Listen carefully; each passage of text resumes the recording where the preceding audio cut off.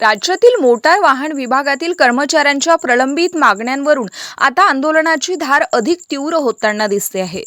बुलढाण्यात आज मोटार वाहन विभाग कर्मचारी संघटनेने एक दिवसीय संप पुकारला असून शासनाने मागण्यांची दखल न घेतल्यास 16 जूनपासून बेमुदत संपाचा इशाराही देण्यात आलाय। मोटार वाहन विभागातील रखडलेल्या पदोन्नती, सेवा प्रवेश नियम आणि आर्थिक लाभांच्या मागण्यांसाठी कर्मचारी संघटना आक्रमक झाली आहेत।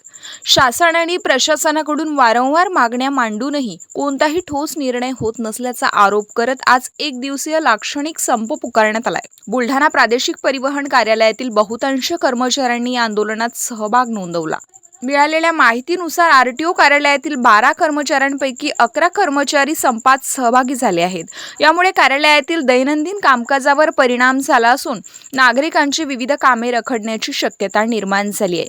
कर्मचारी संघटनेच्या पदाधिकाऱ्यांनी सांगितले की अनेक वर्षापासून प्रलंबित असलेल्या मागण्यांकडे शासन गंभीरतेने पाहत नसल्यामुळे आंदोलनाचा मार्ग स्वीकारावा लागला।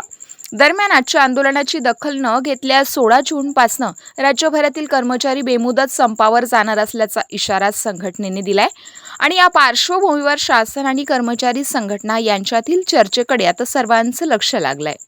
सध्या हा संप एक दिवसापुरता असला तरी 16 जूनपासून मात्र बेमुदत संपाची शक्यता व्यक्त होत आहे। त्यामुळे आरटीओच्या सेवांवर मोठा परिणाम होण्याची शक्यता असून शासन यावर काय भूमिका घेणार हे पाहणं सुद्धा महत्त्वाचं ठरणार आहे। मोटार वाहन कर्मचारी संघटना महाराष्ट्र राज्य मुंबई यांनी पुकारलेला संपाबाबत लाक्षणिक संप हा एक दिवसासाठी आहे आणि बेमुदत संप 16 तारखेपासून सुरू होणार आहे।